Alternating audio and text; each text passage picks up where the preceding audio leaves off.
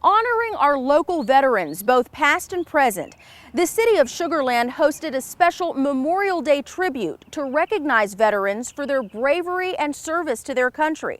As we close, we take you to the city's first annual Memorial Day ceremony here at Sugar Land Memorial Park.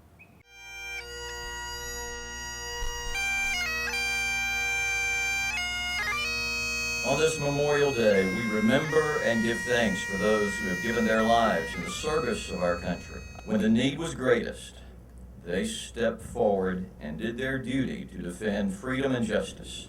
We truly all owe a debt of those brave men and women for their ultimate sacrifice. Alan Brooks, Edwin Burwell. The price of our freedom is not free. My freedom was given to me by men and women who gave their lives or were willing to put their lives in danger so I could have a better life. I love that we believe in democracy in America. Even kids like me have a voice to share with the world. Hey! Burn!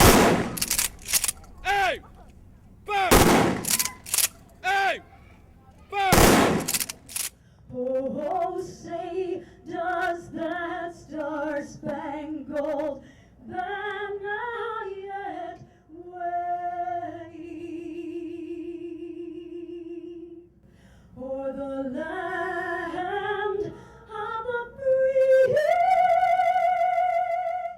I love America because the vision the founding fathers shared helped to build the United States of America into the great country it is today. Tomorrow, we honor our military. And as long as we cherish our freedom, we honor the United States military.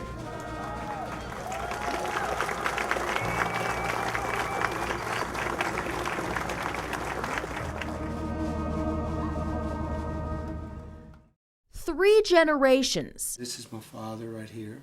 This is me, and this is Marty. all bearing the same name. My father's name is George. I'm George, and Marty's also George. All three Moraleses born and raised in Sugar Land. George and his wife Mary have lived in their Eldridge home for nearly 40 years, the same home where they raised their two kids, Carol and Marty. Sugar Land to me was like a family community. Everybody knew everybody back in the days. I had a grandfather who worked at the sugar refinery. Dad had a lot of years there, and he was the guy that actually cooked the sugar. I remember my grandfather taking me there one time, just the two of us, and we were riding on bicycles through the complex. You knew you were close to home when you could see those lights of the sugar refinery. I remember when Baker Field first started. That was the baseball field of all baseball fields at Sugar Land. You couldn't wait as a little kid to play on that field. One year I played on the Lions, which were the Sugar Land Lions. I was a baseball player. I loved to play baseball. It was the pride of knowing you were playing for your city back then and how important it was. I knew as a little kid I wanted to be a police officer. My grandfather was like a reserve police officer back for Fort Bend County. 23 Sam, I'll be en route to that call. Now I'm protecting the streets that I grew up in. I've seen the town grow from hardly just nothing to what it is today. I remember when Eldridge Road was a 2-lane road with deep ditches. Sugar Land didn't have all these eating places that that we have now. We used to have to go into Houston to go eat. I miss him. He'd be very proud to see the way it's grown, for the positive, for the good. And from one generation to the next, This is a generation of me, George. This is Marty, and this is George Matthew. another chapter of Sugar Land memories await. Now with my son, George Matthew, I hope he has the same memories, but memories of the new Sugar Land. Before its incorporation in 1959, Sugar Land was a company town. Everything was owned and operated by the Imperial Sugar Company, including homes, stores, schools, and even hospitals. Everybody who lived in Sugar Land worked for the company. The company even provided for workers' every need, and life was good. Imperial Sugar claimed the distinction of being the oldest continuously operating business in Texas. Despite the refinery's closure in 2003, Sugar Land remains home to the headquarters of Imperial Sugar, one of the nation's largest sugar producers. Leon Anheuser, a former executive at Imperial Sugar, takes us on a historic journey into Sugar Land's refinery. The first step in the process is the receiving of the sugar in rail cars, primarily from other suppliers either in Louisiana, Texas, or from Galveston, where we have an unloading station there where ships came in and brought the sugar. Then the sugar was unloaded from the rail cars, taken by conveyor belt into the raw sugar warehouse. We had a capacity to do about 40 million pounds of sugar in that building. And this is what we call the melt house and filter station, which is the first step in the process. The sugar was melted into a liquid after it went through a centrifugal, which washed off the molasses. So molasses is used pretty much throughout the process, because I've noticed it everywhere in these old buildings. Well, the molasses was put in there on the raw sugar crystals by the manufacturer of the raw sugar to protect it from bacterial action. The liquefied sugar from the melter then traveled to the filter station where phosphoric acid and lime were added to precipitate out impurities. The liquor is filtered in the filtration station and then goes into the pipes that are located here on this pipe chase and pumped over to the char house for decolorization. We took bone char, which came to these columns in a conveyor on the next floor, dropped down into this mixing device, and at this point the bone char would go in and liquor or sugar solution would go in at the same time.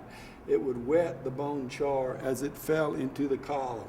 From here, the liquid then would come out the bottom and go up to the liquor gallery, and the operator would determine the colorant and whether or not it needed to be further processed or if it was ready to go to the pan floor. Sometimes he might pass some of the syrups through another column to make sure that they met the color standards. Well, the bone char's purpose is to remove the colorants and the ash and other things that are in the raw sugar from a plant. Once you could decolorize the sugar and sell it as white sugar, then you became a sugar refiner instead of a raw sugar mill. Well, when the bone char got exhausted and wouldn't remove any more decolorants, then it was desweetened, all the sugar was taken out of it, and then this was opened here into a chute, and it was dropped down into a bin below where it could be fed into the kilns, where it would be rejuvenated with temperatures of about 1200 degrees Fahrenheit. When the sugar liquor came from the char house, it was brought over here to the refinery to storage tanks. From there, the sugar boilers, who operated what we called pans, which were really big sugar boiling tanks, they would bring in the sugar syrup and they would seed it with sugar crystals, and then they would grow the sugar crystals to the size that you normally see in your sugar bowl at home. Then when they got to the correct size, they would shut down the whole boiling process.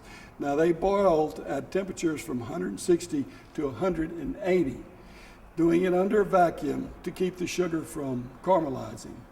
The sugar then was dropped down into mixers below on the next floor and then fed into centrifugals where the sugar crystals were separated from the mother syrup that was used when they were boiling it. Then you had wet white sugar that went to the dryers. What happened was, after it was packaged in the packaging department, these were the three warehouses, A, B, and C, and the sugar we transported here by means of these conveyors that you see mounted on the wall here. There were conveyor here and conveyor outside also, and they would bring all the sugar down, and when they were ready to ship, then they would be picked up by forklift trucks and taken out to the vans and loaded and for delivery. Anything important I missed?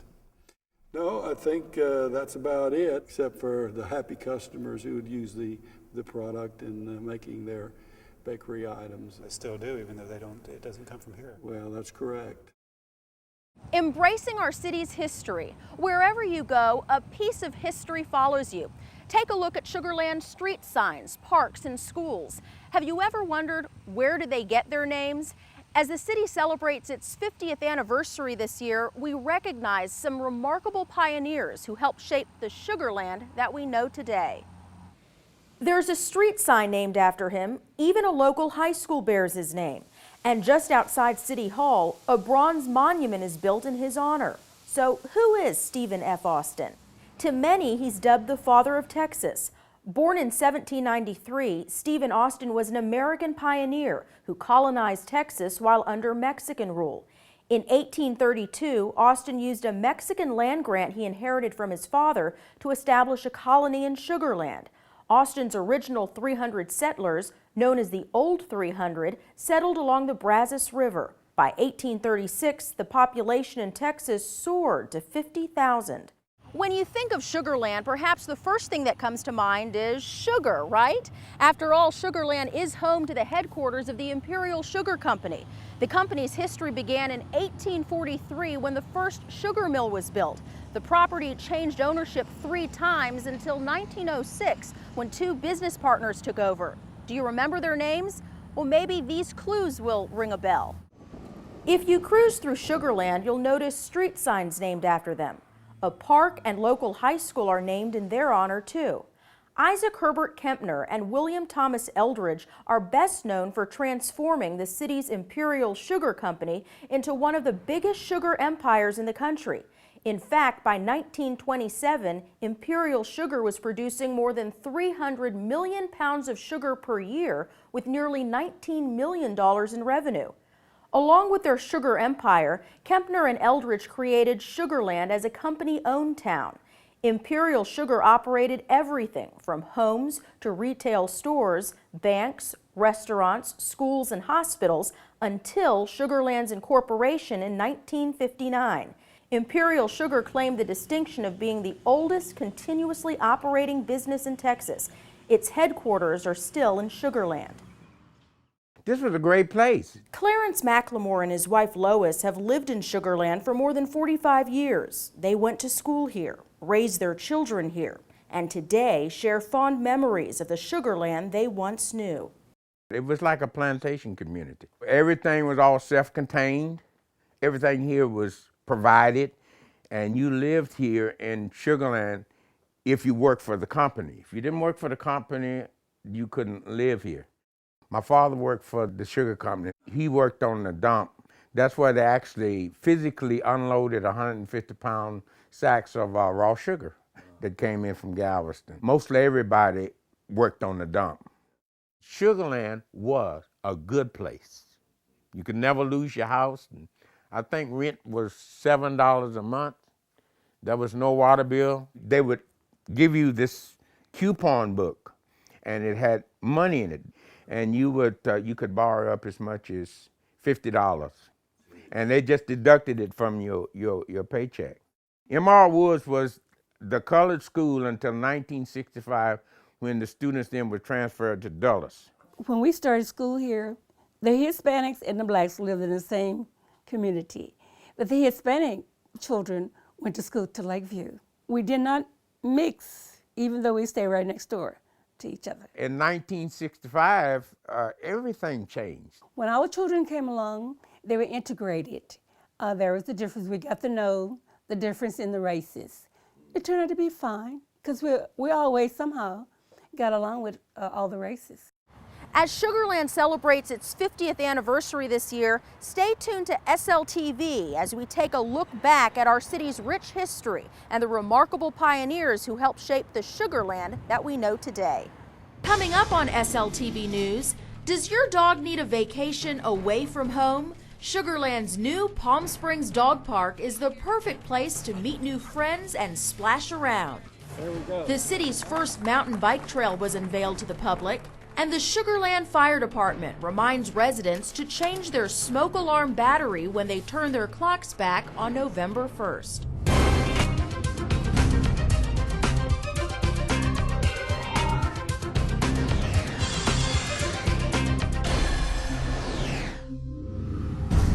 Thanks for joining us for this edition of SLTV News. I'm Roseanne Riesenman.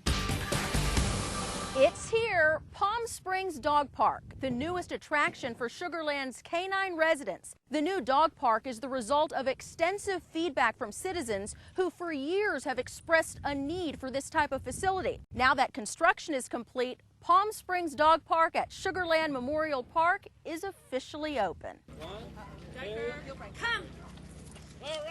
After cutting the ribbon, Sugar Land's canine visitors rushed into Palm Springs Dog Park with a splash. Sugar Land's new tropical canine resort is the perfect vacation spot for dogs to swim, play, and meet new friends. And dog owners like it too. I'm really glad that Sugar Land's looking out for its community and doing something as great as this, because there's a lot of dog owners here and you've just made us all really happy. The 6-acre fenced-in dog park features 2 separate play areas for small and larger dogs with plenty of open space to roam around. And after a playful day at the park, owners can hose down their pooches before the ride home. Other grand opening events included a doggy fashion show, a free photo shoot with pets, and the ultimate spa treatment, a head-to-paw makeover. Dogs also watch their award-winning peers jump over hurdles, tear through tunnels, and weave between poles as they race through an agility course. 1, 2, 3. There we go. If you like exploring nature on your bike, the city recently unveiled Sugar Land's first mountain bike trail. Nestled in the forest overlooking the Brazos River, the 1.5-mile trail provides exciting challenges for beginner to intermediate riders, with several wooden technical trail features for more experienced cyclists. The trail, located in Sugar Land Memorial Park, is named in memory of Justin P. Brindley, a Sugar Land resident and outdoor enthusiast who died last year in a rafting accident. Valerie and I think that Justin's spirit's in this trail. It's our hope that people come do this trail and sit on the bench and read Justin's history and then get his spirit and be the people that go do stuff rather than just say, I'm going to do it tomorrow or I'm going to do it next day, or to go do it right now and live Justin's spirit. Several of Justin's friends crossed the finish line, officially opening the trail to mountain bike enthusiasts. A special dedication ceremony was held to mark the grand opening of Fire Station 1 on Matledge Way. Instead of cutting a yellow ribbon, officials uncoupled a fire hose, a longtime tradition to signify the opening of a fire station. Following the ceremony, attendees toured the inside of Fire Station 1, including the dormitory and exercise facilities. There was plenty of fun activities for the kids at the annual open house at the Sugar Land Fire Department. Besides spraying a fire hose, participants witnessed a live car extrication demo and observed the